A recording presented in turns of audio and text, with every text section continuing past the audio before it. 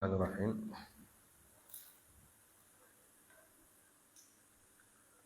Assalamualaikum warahmatullahi wabarakatuh.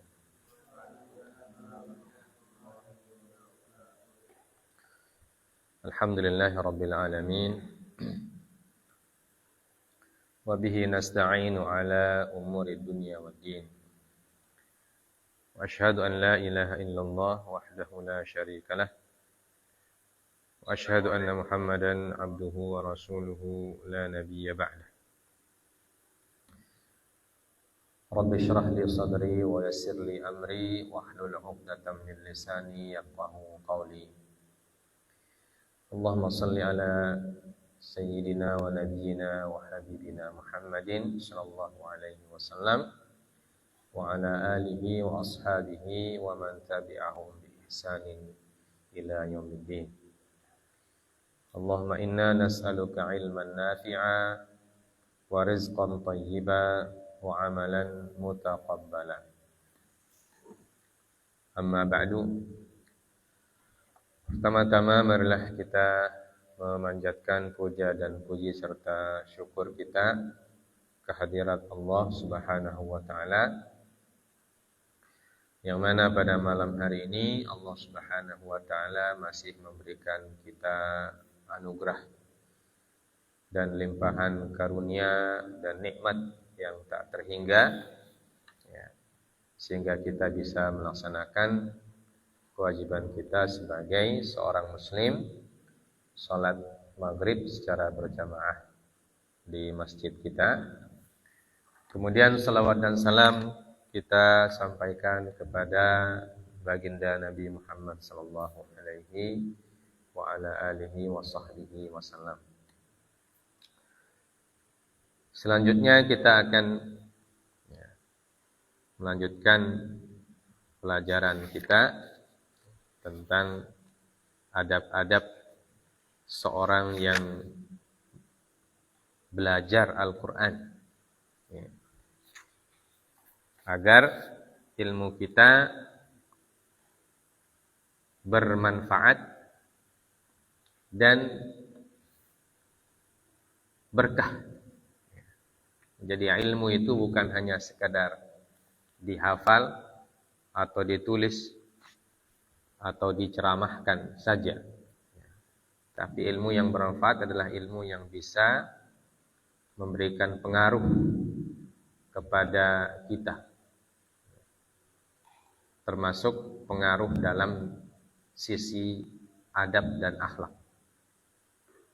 Baik adab dan akhlak kepada Allah, kepada Rasulullah, kepada Al-Quran, ataupun kepada orang tua dan manusia yang lain, bahkan kepada makhluk Allah Azza wa Jalla.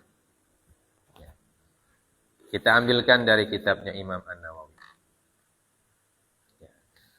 Namun sebelumnya ada beberapa poin dari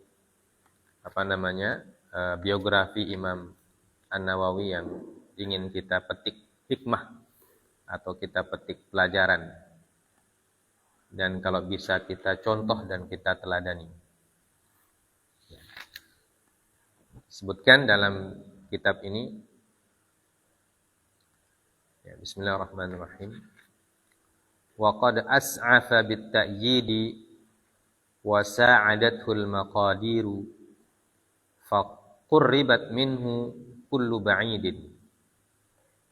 Fa kana yajidu ma'al ahliyati thalathata asya'. Ahaduha faraghul bal wattisa'uz zaman.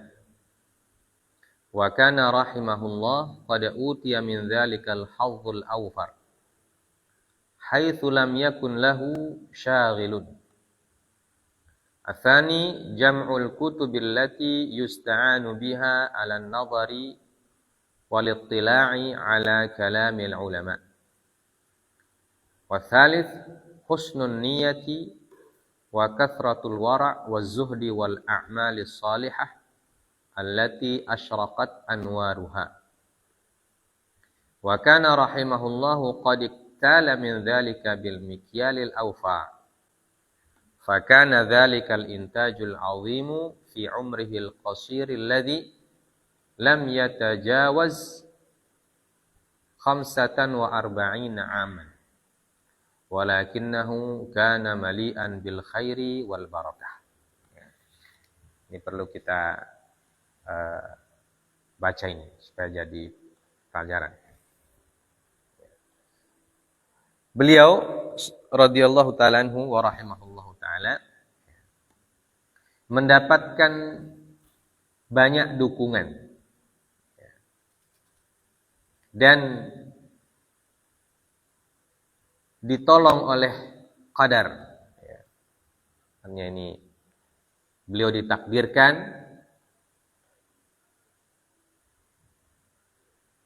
dengan takdir-takdir yang baik tentunya. Kemudian beliau juga didukung oleh banyak faktor. Kenapa beliau menjadi orang yang mulia dan orang yang dihormati, bahkan namanya sampai sekarang masih masih disebut dan selalu didoakan oleh kaum muslimin.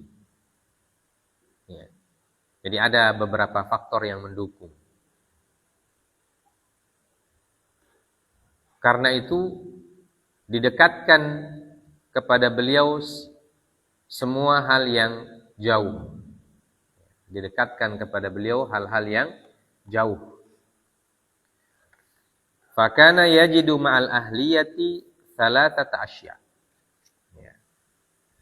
Maka beliau selain ahli, ya, artinya selain apa? Selain didukung oleh keahlian, didukung oleh kalau istilah sekarang itu profesionalisme. Ya. Jadi beliau ini orang profesional. Ya. Profesional tidak berarti uang ya. Profesional artinya mengerjakan sesuatu itu sesuai dengan apa yang diinginkan. Ya. Jadi tidak asal-asalan. Itu namanya ahliyah. Keistimewaannya itu. Punya profesionalisme. Dalam bidang mengajar, beliau profesional. Ya. Disiplin, tidak macam-macam. Dan punya dedikasi. Dedikasi itu punya perhatian yang sangat besar. Jadi tidak malas-malas dan seterusnya. Beliau mendapatkan thalathata asya. Jadi di samping itu beliau memiliki 3 faktor pendukung yang sangat-sangat mempengaruhi kehidupan ilmiahnya. Pertama, faraghul bal wa ittisa'uz zaman. Wa kana rahimahullahu qad utiya min dzalikal hazzul awfar, haitsu lam yakun lahu syaghilun. Ya. Faraghul bal artinya beliau pikirannya itu tidak disibukkan oleh hal-hal yang membuat beliau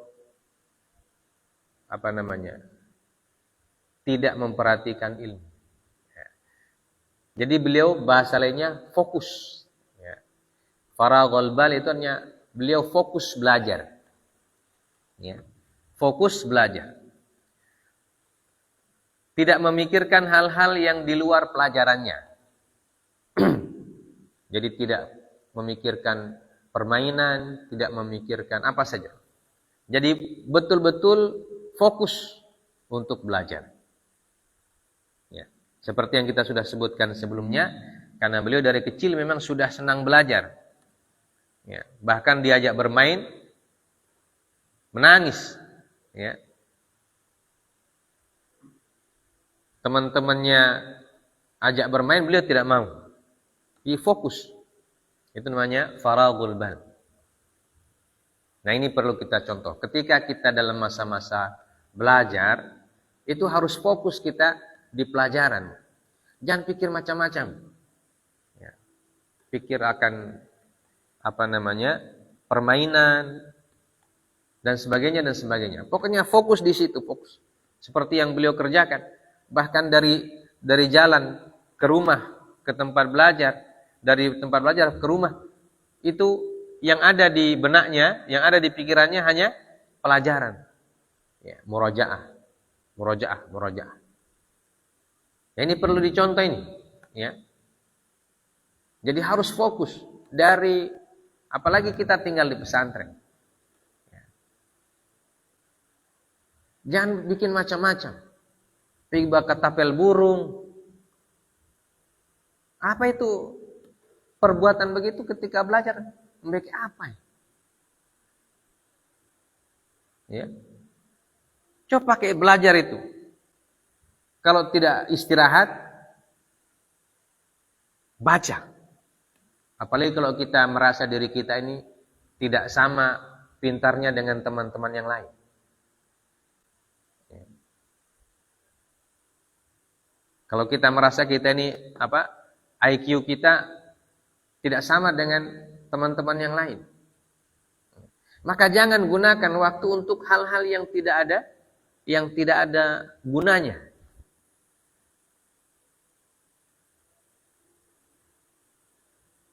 Pakai betul-betul itu waktu.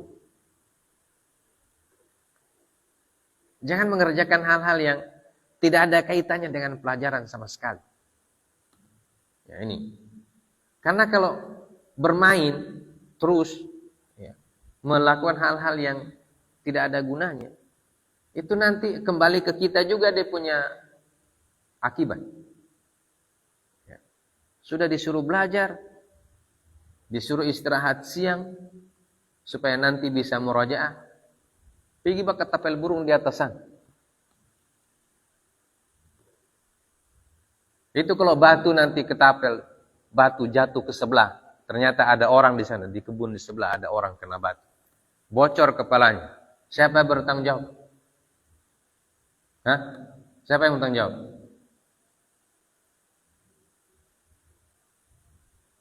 Orang sebelah ada yang berkebun situ, ada tanam jagung. Kamu ketapel dari sini, burungnya sebelah sana.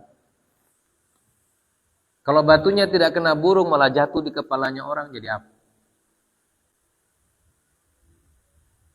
Ya. Siapa yang tanggung jawab kalau gitu? Bocor orang ke kepala sebelah. Jadi tidak usah bikin hal-hal yang tidak ada guna. Ya. Jadi ini, kita contoh Al-Imam An-Nawawi, Faraghul Bal. Beliau fokus, beliau tidak pikirkan macam-macam. Fokus belajar. Kalau ada waktu sudah keluar dari kelas, masih ada tenaga, masih sehat, baca buku. Tulis apa yang bisa ditulis. Ya. Murojaah hafalan. Baca ayat yang akan distorkan. Begitu. Begitu namanya penuntut ilmu. Ya. Jadi bukan pergi ke tapel burung. Ya. Ini wattisa'uz zaman. Ittisa'uz zaman. Beliau punya waktu. Ya, jadi waktu yang diberikan oleh Allah Subhanahu wa taala untuk belajar itu difokuskan memang betul-betul untuk belajar. Ya.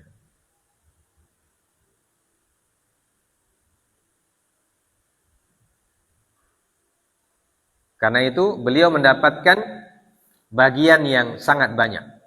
Wa kana rahimahullah qad utiya min dzalikal hadzul awfar. Jadi beliau mendapatkan bagian yang sangat banyak dari hal tersebut. Jadi dari fokus dan waktu yang bermanfaat beliau gunakan sebaik-baiknya, sehingga akibatnya apa? Akibatnya beliau mendapatkan hasil yang sangat banyak. Ya. Ilmunya jadi sangat banyak. Dibandingkan dengan teman seusianya, ya, beliau mendapatkan ilmu yang jauh lebih lebih banyak daripada teman-temannya. Ya.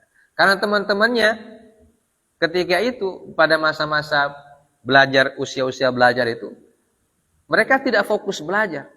Ya, pergi belajar tapi ya hanya beberapa waktu, habis itu pulang bermain lagi. Ya. Bermain lagi, kemudian tinggalkan pelajaran. Pokoknya nanti belajar ketika waktu belajar saja. Ketika mau masuk kelas saja belajar. Atau ketika di kelas saja dia belajar. Teman-temannya belajar di kelas saja. Keluar kelas sudah. Pergi bermain ke sana kemari, ke sana kemari. Ya. Maka hasilnya beda. Al-Imam An-Nawawi di usia seperti itu, beliau mendapatkan hadzul awfar. Bagian yang sangat banyak. Haitsu lam yakun lahu syaghilun.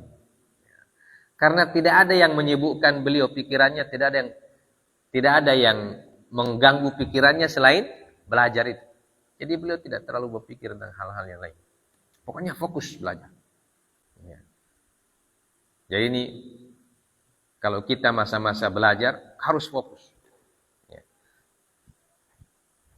Kecuali kalau sudah kawin, nah itu tidak bisa fokus belajar.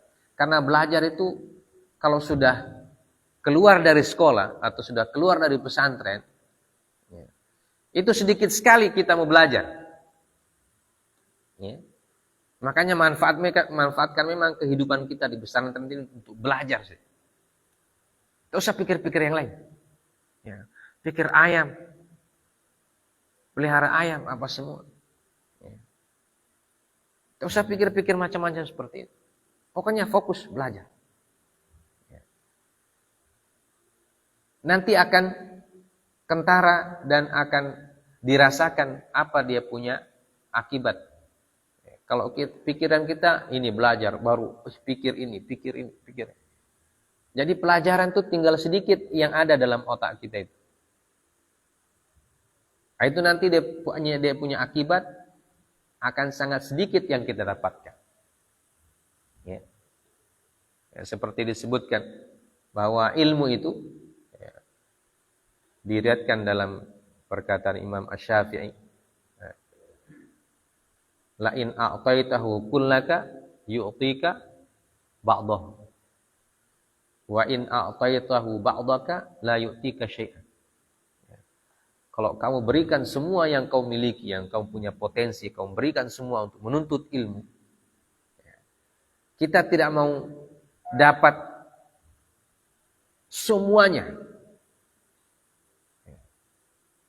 Tapi dapat setengah. Artinya apa? Kalau kita fokus 100% saja, ilmu yang datang cuma setengah. Apalagi kalau fokusnya tidak 100%. Kalau kamu berikan sebagian yang kau miliki, wala in a'taitahu ba'daka la yu'tika syai'an. Kalau kita setengah-setengah, belajar setengah-setengah, murajaah setengah-setengah, stor hafalan setengah-setengah, ya, menulis kadang tidak, ya, kadang hanya datang melihat bengong begitu saja. Nah itu kata Imam Syafi'i, la yu'tika syai'an. Tidak akan dapat apapun kamu. Ya. Jadi orang belajar yang fokus, dia menulis, dia perhatikan penjelasan ustadznya, penjelasan gurunya, penjelasan syekhnya. Setelah itu dia murajaah. Ya. Setelah itu dia membaca, dia berdiskusi, dia bertanya. Ya. Dan sebagainya dia kerjakan. Kata Imam Syafi'i, yang dia dapat setengah. Ya. Apalagi kalau potensi hanya diberikan setengah saja. Ya. Murajaah setengah. Menghafal setengah. Ya. Membaca setengah. Yang banyak bercerita, bermain, apa semua. Nah itu kata Imam Syafi'i, tidak dapat ilmu apapun kamu. Ya. La yu'tika syai'an. Sesuatu pun satu saja dia tidak mau kasih. Itu artinya kalau kita belajar itu tidak harus fokus, ya. Tidak boleh sibuk dengan pikiran-pikiran yang macam-macam. Harus fokus di pelajaran. Ya. Nah, itu teladan pertama yang harus kita kerjakan. Jadi mulai sekarang, kalau memang mau belajar, harus fokus belajar. Jangan banyak menghayal. Duduk di muka asrama, termenung, lihat kelapa. Apa yang dikerja? Ya. Lihat kelapa jatuh, apa? Tidak berkaitan dengan pelajaran. Itu nanti tidak dapat apa-apa orang begitu.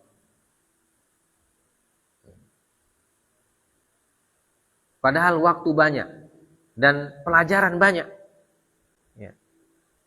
Ada PR bahasa Arab, ada PR nahwu, ada buku bahasa Arab baca-baca. Ya. Jangan nanti kalau disuruh Ustadz hafal, baru hafal. Ada hiwar. Ada hiwar di dalam buku bahasa Arab. Apa hiwar itu? Apa hiwar? Percakapan. Hafal ke sana, baca. Praktekkan. Nah, ini kalau Ustadz tidak suruh, dia punya buku, dia tidak buka-buka sama sekali. Bahkan ada bukunya di sini, ada yang di sana, ada yang robek, pokoknya tidak jelas. Tidak pernah dia sentuh lagi. Nah, nanti Ustadz bilang hafal, baru sibuk mencari mana saya punya buku. Semua kursi dibongkar. Mana saya punya buku, mana saya punya PR, mana saya punya pulpen. Ya. Nanti disuruh. Kalau orang yang jadi talibul ilm, biar tidak disuruh, dia baca. Ya. Menghafal hiwar, percakapan dalam bahasa Arab itu penting. Ya. Biar tidak disuruh, hafal. Kalau tidak tahu artinya, cari di kamus, apa artinya ini. Tanya teman, apa artinya ini. Supaya nanti ketika guru suruh, kita sudah siap. Ya. Sudah siap. Ketika guru tanya, kita sudah tahu. Nah, ini beda. Ustadz tanya, apa artinya ini kalimat ini? Dia bongkar semua buku dari awal belajar. Dia tidak ketemu itu kalimat. Karena apa? Karena dia tidak pernah murojaah, dia tidak pernah sentuh. Nah, ini bukan model kunut, ini bukan begitu. Itu orang cuma pindah tidur dari rumah ke pesantren. Kalau orang betul-betul mau menuntut ilmu, sebelum Ustadz suruh dia sudah siap. Kalau tidak ada PR, tidak belajar. Padahal belajar itu tidak usah ada PR. Pokoknya belajar. Waktu belajar. Ustadz mau masuk atau tidak, belajar. Ya. Sudah jadwalnya ini, pelajari ini. Jadwalnya ini kan sudah ada jelas di jadwal. Hari ini apa, hari ini apa. Nah, kalau tidak ada ustadz, mungkin ustadz sibuk. Atau ada pekerjaan yang harus dikerjakan. Ya, atau mengurus keuangan pesantren dan sebagainya. Baca. Jadi hiwar yang ada dalam kitab, hafal. Kalau tidak bisa hafal sendiri, dengan teman. Ayo kita hafalin. Begitu caranya orang mau jadi sukses dalam menuntut ilmu. Bukan nanti disuruh ustaz, baru bergerak. Nah, ini yang harus dipahami. Ya. Kemudian yang atsani jam'ul kutub allati yusta'anu biha 'ala an-nadhar wal ittila' 'ala kalamil ulama. Ya.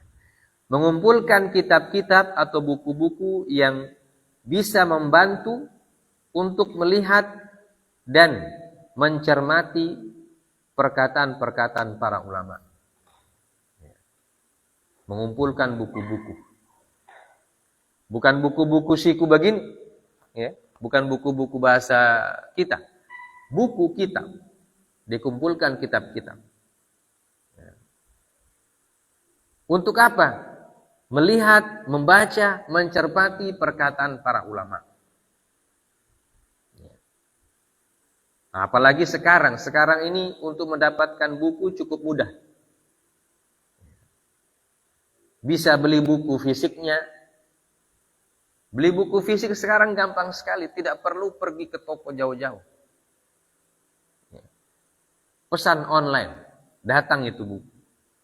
Ya. Atau kalau kita diberikan fasilitas, ya, kalau diberikan fasilitas menggunakan alat-alat elektronik misalnya, ya, itu banyak sekali buku di situ. Ada yang gratis, ada yang berbayar. Pokoknya yang penting mau. Jangan ada alat elektronik yang didownload cuma game. Ya. Game dari 1 sampai 100. Berseri-seri. Sampai meledak itu HP. DPI game semua. Coba download kitab. Download buku. Kisah-kisah para nabi dalam Al-Quran. Ada. Kisah-kisah sahabat nabi radhiyallahu ta'ala anhum. Atau buku-buku yang kita perlukan. Di zaman ini gampang sekali. Ya. Kalau mau beli kitab yang aslinya, gampang, tinggal pesan. Ya. Tidak perlu kita pergi ke Jakarta, tidak perlu. Kalau zaman dulu orang mau pergi beli kitab, harus pergi ke kota dulu. Ya. Itu pun kalau ada di toko buku di kota. Ya. Kadang kita hanya fotokopi. Kalau kita dulu sekolah, beli buku-buku pelajaran itu kebanyakan kita fotokopi. Karena yang ada cuma di sekolah satu saja. Karena mau beli buku pertama tidak ada uang. Kedua kalau mau beli juga tidak ada di toko buku biasa. Jadi usah dulu waktu masih SMP, SMA. Kalau ada buku pelajaran, kita pesan sama ibu guru atau sama pak guru yang mengajar itu. Dipesan, kirim surat. Atau pakai telegram. Ya. Kirimnya ke Jakarta. Atau kemana? Ke Surabaya. Jadi kita beli sekarang. Nanti kalau datang bulan depan. Ya, bukunya. Itu pun kalau datang. Dia itu singgah di mana?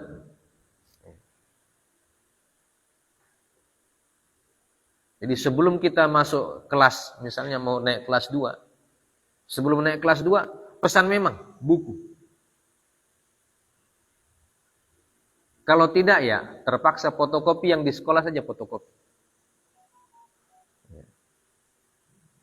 Kalau tidak fotokopi ya otomatis basalin. Jadi satu buku salin. Dicatat semua itu. Isi-isinya buku itu catat semua. Sampai di titik koma dicatat. Sampai titik komanya kita catat. Nah, dulu kita kalau sekolah itu karena tidak ada fasilitas buku dan lain sebagainya. Jadi ada satu jam pelajaran kita menulis. Di imla. Ketua kelas dipanggil ini buku. Imlakan teman-teman. Jadi kita mengimla sambil menulis, sambil mengimla. Teman-teman satu kelas mencatat semua, mencatat. Begitu. Karena mau fotokopi, tidak ada mesin fotokopi. Zaman dulu tidak ada mesin fotokopi. Ya. Kita dulu SMP di Batu Rube namanya itu. Menggandakan soal itu masih pakai mesin stensil, namanya mesin stensil. Mau bikin soal stensil. Stensil tuh dia pakai tinta bagaimana? Itu sebelum 1 minggu sebelum kita ujian, itu tata usaha itu so sibuk dia. Guru sibuk ketik soal itu pakai mesin ketik, tak tok itu. Jadi kalau guru-guru bikin soal 3 orang saja yang ketik, ya, satu kantor itu baribu mesin ketik. Ya. Habis itu digandakan dengan cara distensil, itu namanya distensil. Ya. Seperti fotokopi tapi manual. Ya. Baru kita ujian. Ada juga kalau guru yang tidak bisa berketik, ujian bagaimana bicara? Dia tulis soal di tangan, pakai tangan ditulis. Atau ditulis di papan tulis soal. Nah, begitu zaman dulu. Nah, kalau sekarang gampang. Ya, tinggal cetak. Nah, ya. Cari buku juga gampang. Ada buku yang sudah bisa di-download gratis. Ya. Ada yang berbayar. Kalau mau beli juga gampang, tinggal pesan. Ya. Pesan di mana? Ya. Di toko-toko online banyak. Ada Shopee, DP nama toko online. Dan macam-macam. Ya. Nah, ini namanya Jam'ul Kutub. Jadi Imam An-Nawawi dulu, ya, beliau mengumpulkan kitab-kitab, menulis, dan lain sebagainya. Yang ketiga, yang tidak kalah penting, husnun niyyah wa kathratul wara' wa zuhdi wal a'mal as-salihah allati asyraqat anwaruha. Yang ketiga faktor yang paling mendukung adalah niat yang tulus. Ya, husnun niyyah. Niat yang tulus, niat yang baik. Niat mau belajar dengan baik. Ya. Jadi ini faktor niat. Jadi kelihatan itu orang yang belajar tekun sama tidak. Berarti niatnya begitu. Kalau ada orang pergi pesantren dia tekun sekali, berarti dia memang berniat belajar. Ya. Teman-temannya tidur, dia membaca, atau menulis, atau murajaah, ya, atau berdiskusi. Pokoknya hidupnya tidak jauh-jauh dari hal-hal yang ada berkaitan dengan ilmu. Nah, itu berarti dia punya niat memang betul-betul. Dia ingin jadi penuntut ilmu. Nah, kalau ada orang yang sampai pesantren, banyak-banyak yang dia kerja, berarti dia tidak betul dia punya menuntut ilmu. Dia punya niat tidak betul. Ya. Tidak baik niatnya, tidak husnul niyah. Ya.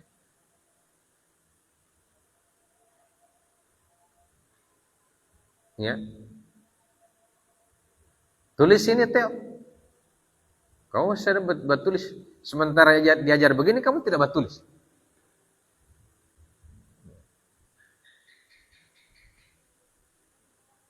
Jadi niat harus diperbaiki.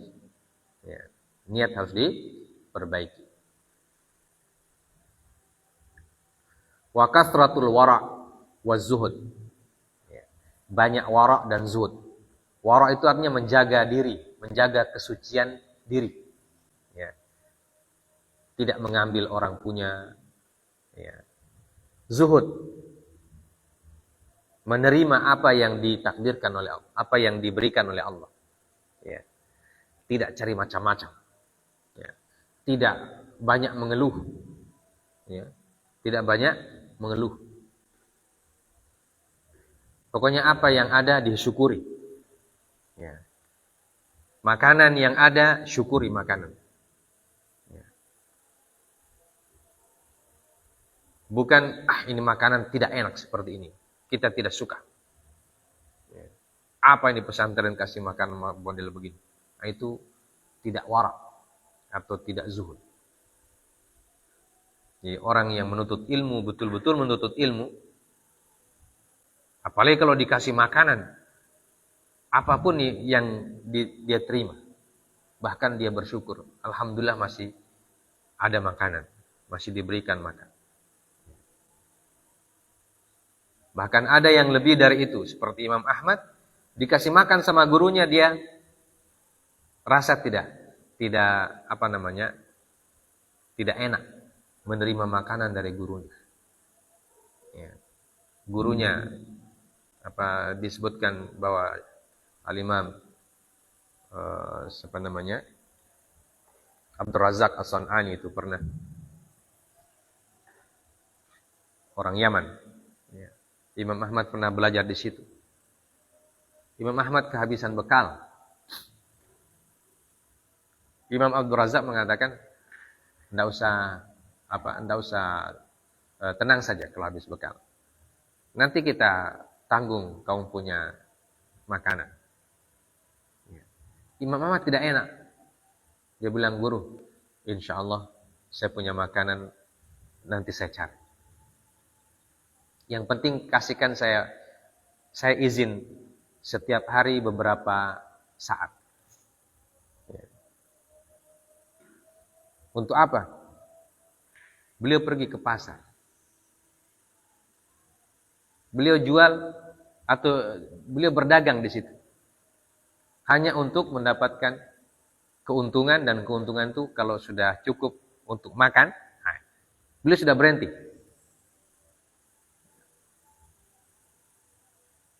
Jadi misalnya untung ini 1 minggu. 1 minggu beliau tidak. Hanya untuk begitu saja. Untuk makan ketika belajar. Ya. Dan makannya pun pokoknya makan yang penting terisi perut. Bisa roti kering atau apa. Itu namanya zuhud. Ya. Jadi orang belajar itu harus didukung oleh niat yang baik, ya, niat yang tulus, ikhlas, kemudian wara'. Ya. Wara' itu qanaah, ya, menjaga kesucian diri, jangan sampai minta-minta. Ya. Jangan sampai minta-minta. Saya harus menjaga kehormatan. Ya, bahasa sekarang tuh integritas. Ya. Jadi thalibul ilmu juga harus punya integritas. Ya. Kalau kita terbiasa punya integritas sejak belajar, insya Allah nanti kalau sudah lulus tetap integritas jati diri menjadi jati diri kita. Ya. Kita tidak akan mengambil apa-apa yang bukan kita punya. Ya. Bahkan kita tidak akan meminta-minta. Ya, itu namanya orang berintegritas. Dan orang yang punya integritas itu nanti dia tidak punya beban untuk mengatakan yang benar itu benar. Ya. Yang salah itu salah. Itu namanya orang berintegritas. Orang yang mengatakan salah, benar. Tidak ada yang dia takuti. Ya. Karena dia merasa saya jadi begini karena Allah yang bantu, bukan siapa-siapa. Ya. Bukan dibantu oleh siapa-siapa, saya dibantu oleh Allah Azza wa Jalla. Dia berintegritas. Ya. Nah, kalau tidak belajar dari menuntut ilmu, tidak punya integritas ketika menuntut ilmu, nanti ketika dewasa juga begitu. Ya. Tidak punya harga diri. Ya, na'udzubillah min dzalik. Kemudian wal a'mal as-shalihah. Ya, dan beramal dengan amalan-amalan yang saleh. Jadi seorang penuntut ilmu dia harus banyak amal soleh. Ya. Amal soleh yang bisa dikerjakan, ya. Terutama sholat, ya, sholat wajib, tidak terlambat, tidak masbuk, ya. Dijaga sholat 5 waktunya. Itu amal soleh yang paling utama. Ya. Salat 5 waktu dijaga sebaik-baiknya. Ya. Tidak usah nanti disuruh-suruh atau dipanggil-panggil, dan pokoknya kesadaran sendiri. Ya. Kesadaran bahwa ini salat ini amal soleh yang sangat yang merupakan kewajiban, selain merupakan kewajiban juga sangat menolong hidup kita. Karena Allah mengatakan wasta'inu bis sabri was shalah. Jadi kalau kita ingin ditolong oleh Allah, bagaimana caranya? Salat. Ya. Wa innaha lakabiratun illa 'alal khashi'in. Ista'inu bis sabri was salah innallaha ma'as sabirin. Di salat. Perhatikan itu salat. Kalau kita jadi penuntut ilmu, salat wajib berjamaah diperhatikan. Jadi harus timbulkan kesadaran dalam diri ini, salat ini saya punya alat untuk meminta tolong kepada Allah. Jadi alat yang paling utama minta tolong kepada Allah dengan salat. Nah, itu amal soleh yang setelah salat wajib kita jaga betul-betul, kita tambah salat sunnah. Qabliyah, ba'diyah. Usahakan ke masjid bisa salat qabliyah. Jangan nanti ke masjid masbuk. Imam sudah takbir baru datang. Atau naudzubillah, imam sudah salam baru sampai di masjid. Padahal jarak cuma berapa meter. Banyak apa yang membuat dia sibuk, kesibukannya, sehingga membuat dia terlambat sholat. Nah, kalau thalibul ilmi sholatnya terlambat, berarti cara minta tolong yang paling utama dia sudah tidak dapatkan. Ya. Sudah lewat. Padahal minta tolong dengan sholat itu adalah media atau alat yang paling dilihat oleh Allah Subhanahu wa taala. Ya. Apalagi kalau tidak sholat, menuntut ilmu tapi tidak sholat. Jangan harap dapat hasil yang baik. Mungkin nilainya bagus ketika ujian. Tapi belajar itu bukan cuma untuk nilai. Ya, bukan cuma nilai untuk nilai 9, 8. Belajar ilmu itu bukan cuma untuk itu. Ya. Dalam Islam itu, makanya dalam sejarah Islam, orang belajar itu dulu tidak pakai nilai 9, 10.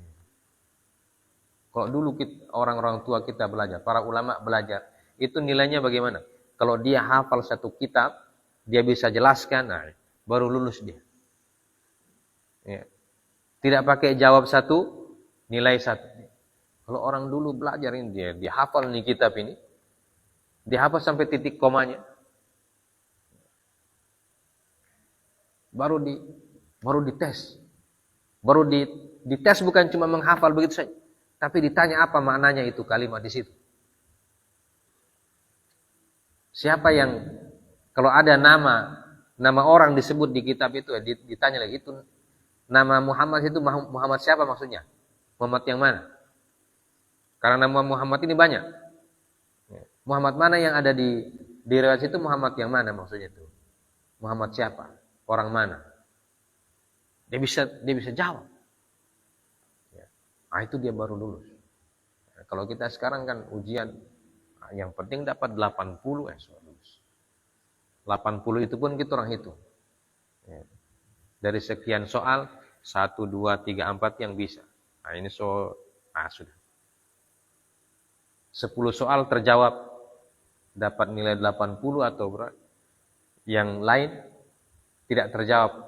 Nah, sudah cukup. Tidak usah dijawabnya. Yang penting lulus sudah. Ini targetnya cuma dapat nilai itu. Padahal belajar itu bukan begitu. Ya. Belajar itu bukan cuma dapat target nilai minimal itu. Ya. Tapi belajar dalam Islam lebih luas cakupannya. Bagaimana pelajaran itu masuk dalam sanubari kita, ya, terikat dengan baik dalam akal. Ya. Ketika disuruh menjelaskan, kita bisa jelaskan, ya, dan berdampak dalam perbuatan. Makanya disebutkan oleh para sahabat, bagaimana mereka belajar Al-Quran. Mereka belajar Al-Quran itu tidak langsung banyak ayat. 8 ayat mereka belajar. Satu kali belajar 8 ayat. Dan 8 ayat itu dipelajari bacaannya, makhrajnya, tajwidnya apa semuanya dipelajari, maknanya, ya. Kemudian kandungan ayat itu apa, kemudian diamalkan. Langsung diamalkan. Kalau belum semua itu belum pindah. Nanti kalau sudah diamalkan, sudah jadi sifat atau jadi karakter, baru pindah lagi 8 ayat selanjutnya. Makanya para ulama sejarah mengatakan para sahabat itu Al-Quran yang berjalan. Ya. Al-Quran yang berjalan. Karena apa? Karena semua tindak tanduk mereka, perilaku mereka, itu bersumber atau merupakan cerminan dari kandungan isi Al-Quran. Nah, kalau kita sekarang Al-Quran cuma dihafal di mulut. Itu pun kalau hafal. Kapan hafal? Nanti bastor di muka Ustaz. Habis itu so hilang. Ya. Sudah hilang lagi. Nah, nanti murajaah lagi kalau ujian, baru hafal lagi. Habis itu selesai. Ya. Na'udzubillahi min dzalik. Baik. Fakana dzalikal intaj al-'azim fi umrihi al-qasir alladhi lam yatajawaz 45 aman. Walakinahu kana mali'an bil khairi wal barakah. Ya. Karena itulah, ya, beliau mendapatkan al-intaj al-'azim. Intaj itu hasil yang sangat agung, hasil yang sangat besar, yang sangat banyak. Ya. Padahal umur beliau hanya singkat. Tidak sampai 45 tahun. Ya. Jadi umur beliau tidak sampai 45 tahun, sudah wafat. Ya. Tapi umur yang begitu singkat itu mali'an bil khairi wal barakah. Penuh dengan kebaikan dan berkah. Ya. Jadi usianya berkah. Usianya penuh kebaikan. Kan itu tadi itu. Ya. Ketika belajar beliau fokus. Ya. Kemudian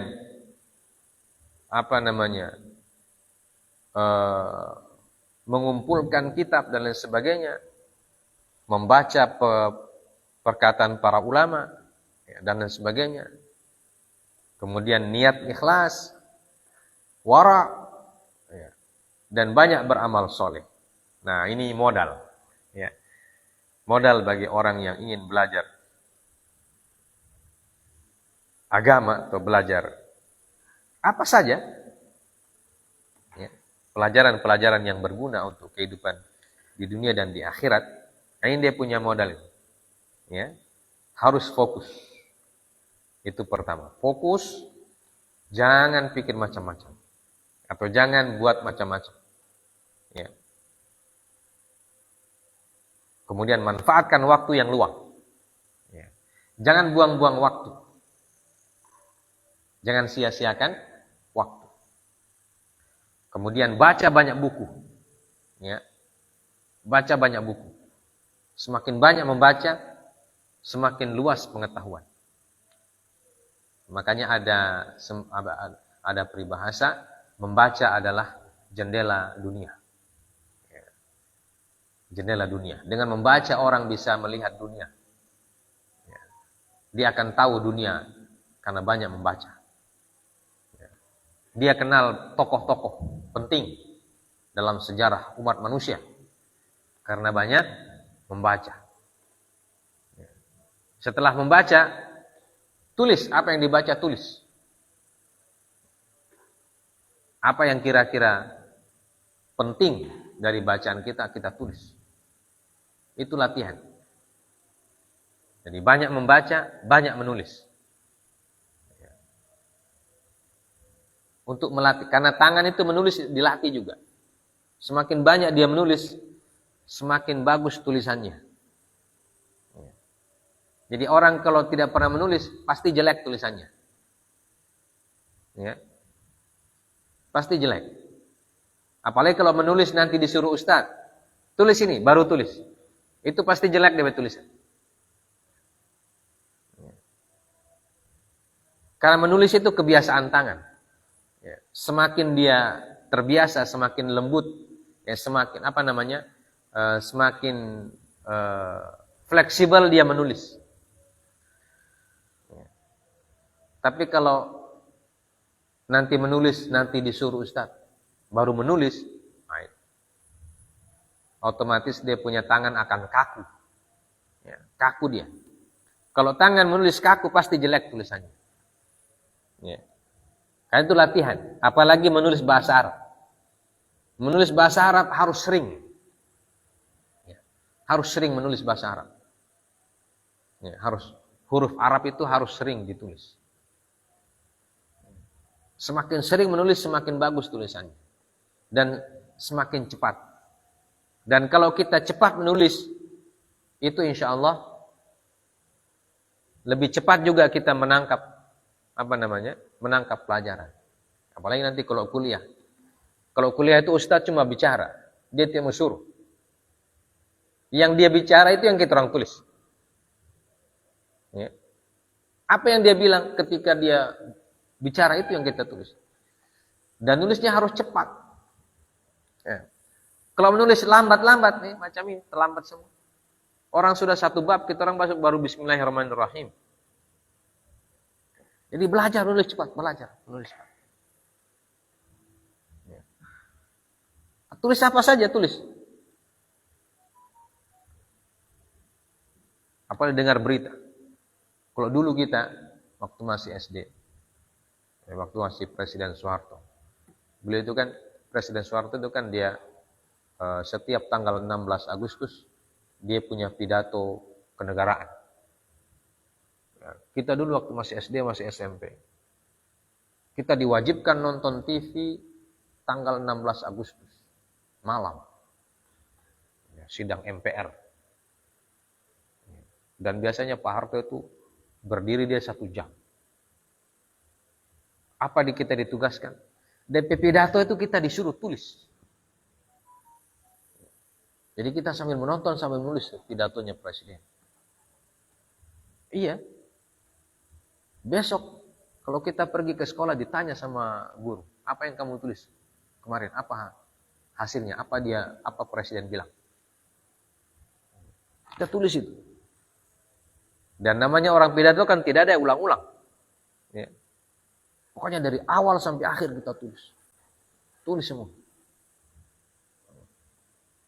Ada yang cepat, ada yang lambat. Tergantung siapa yang cepat tulisannya.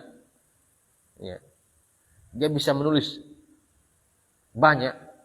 Dan siapa yang banyak tulisannya, banyak dia punya hasil, nilainya bagus juga. Ya. Biasanya dulu kita itu pelajarannya PMP. Ya. Pendidikan Moral Pancasila. Biasanya guru suruh begitu, kasih tugas. Tugas tanggal 16 Agustus. Karena 17 Agustus kan libur. Upacara. Ya. Jadi tanggal 16 itu kita sudah, dan kita nonton TV itu bukan setiap rumah ada TV. Pergi di kecamatan kita pergi nonton TV di kecamatan. Ada gedung, gedung kecamatan, di situ ada TV. TV kecil, pakai parabola. Ya. Hitam putih lagi TV-nya itu, hitam putih. Ya. Belum ada TV warna. Banyak TV warna seperti sekarang. Hitam putih kecil di box, disimpan di box di gedung. Siswa-siswa itu kumpul di situ dari banyak sekolah situ. Semua bawa buku. Bawa pulpen tengah malam. Itu kan kalau di Jakarta jam berapa itu di sidangnya jam 8 malam, berarti kita di sini Indonesia Tengah jam 9 malam. Jadi awal kita sudah siap-siap. Begitu muncul Presiden dipersilahkan oleh Ketua MPR, kita sudah menulis. Ya. Sampai selesai. Kalau tidak menulis tidak dapat nilai. Nah, ada juga guru yang bikin setelah menulis itu disuruh presentasi di muka kelas. Apa yang kita tulis itu presentasi. Ceritakan apa yang kamu dapatkan dari pidato Presiden. Ya. Kalau orang yang tulisannya bagus, cepat, dia bisa menceritakan banyak. Nah itu. Nah, kalau sekarang orang presiden pidato ada orang cuek aja. Ya. Kalau ada presiden pidato mau ganti DB channel. Ganti apa? Ganti sepak bola ini kan. Atau ganti game atau ganti macam-macam. Ya, itu bedanya kita belajar zaman dulu sama sekarang. Ya, kalau zaman dulu kita banyak manual, tetapi memang betul-betul. Makanya orang-orang dulu tuh tulisannya bagus-bagus. Ya. Tulisannya bagus-bagus. Huruf Latin, huruf Arab. Ya. Bagus. Karena sering menulis. Kalau sekarang kan, fotokopi saja. Atau kalau tidak, copy paste. Ya. Copy paste. Ya. Ada copy paste. Sudah copy pakai T lagi. Ya. Menulis, jarang sekali menulis sekarang. Makanya tulisan tidak bagus. Kalian punya tulisan tidak yang bagus. Ya. Kalau kita dulu disuruh menulis indah, ada pelajaran menulis indah kita dulu. Menulis indah. Kalau saya punya dulu guru menulis indah dulu, cara pegang pulpen dia mau kasih tahu. Ketika menulis pulpen tidak boleh tabengkok, tidak boleh miring, tidak boleh beli. Pokoknya harus lurus itu pulpen. Dia kasih dari atas ke bawah lurus. Cara memegang bagaimana? Kalau pulpen kita miring begini, dia pukul itu tangan. Iya, masya Allah. Nah, sekarang tidak ada pelajaran menulis indah. Ya. Pokoknya sekarang itu, apalagi guru-guru yang tidak mau sibuk. Ya. Penjelasan pelajaran ini lihat di YouTube. Nah, dia suruh lihat di YouTube. Lihat di YouTube. Apa penjelasannya di YouTube? Ya. Atau lihat di TikTok. Belajar pakai TikTok dan sebagainya. Wallahu ta'ala. Jadi ini hal-hal yang bisa kita dapatkan dari apa yang beliau sebutkan ya. Sekali lagi, menuntut ilmu itu pertama yang harus kita kerjakan adalah fokus dan memanfaatkan waktu sebaik-baiknya. Ya. Yang kedua, berkaitan dengan kitab, ya. Buku, banyak membaca, banyak menulis perkataan para ulama, ya, dan lain sebagainya. Yang ketiga, niat yang tulus. Kemudian wara, menjaga kehormatan diri. Zuhud. Ya, zuhud artinya tidak berlebih-lebihan dalam hidup, dalam makan dan lain sebagainya, tidak berlebih-lebihan. Dan banyak beramal soleh sebagai pendukungnya. Ya, terutama menjaga sholat 5 waktu sesuai dengan waktunya. Ini akan mendatangkan apa? Al-intaj al-azim. Akan mendatangkan hasil yang luar biasa. Jadi kalau orang belajar seperti Imam Nawawi, pasti dia akan mendapatkan hasil yang luar biasa. Dan kalau hasilnya luar biasa, akan menjadikan apa? Umur akan menjadi mali bil khair wal barakah.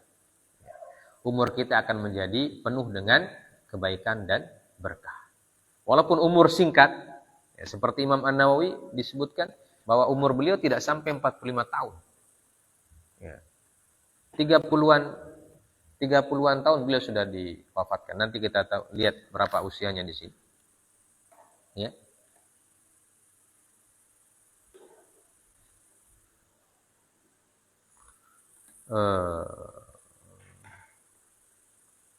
Beliau meninggal tahun 676. Ya. Lahir tahun 631. 76 kurang 31 berapa? 6 kurang 1, 5. 4. Ya. 676. 74, 65, 45. Ya. Tidak sampai 45 tahun. Ya. Karena beliau lahir bulan apa? Bulan apa lahirnya?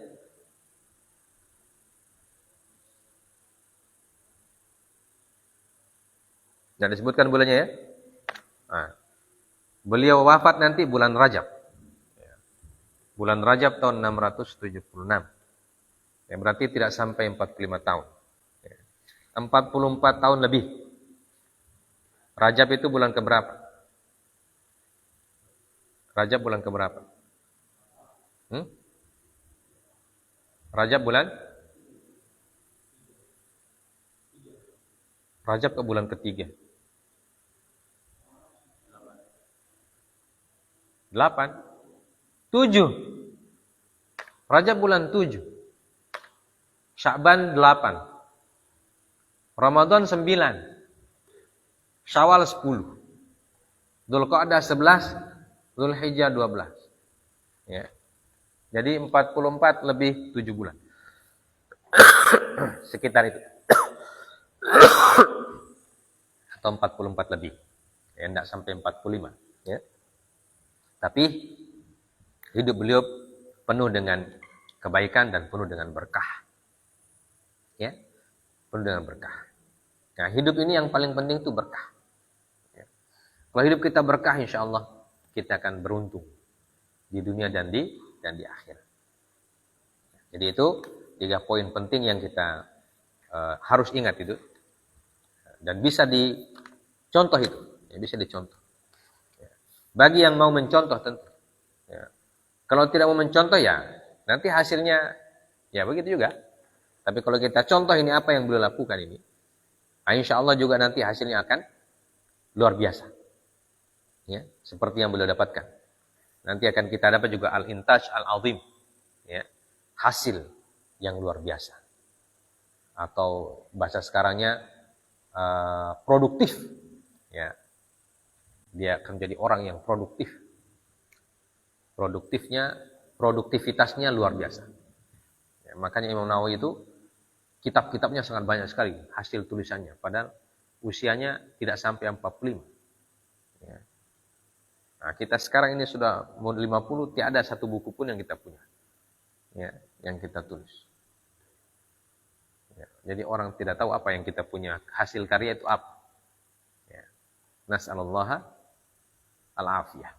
Nah, insyaallah kita sambung pekan depan dengan sifat-sifat dan akhlak beliau.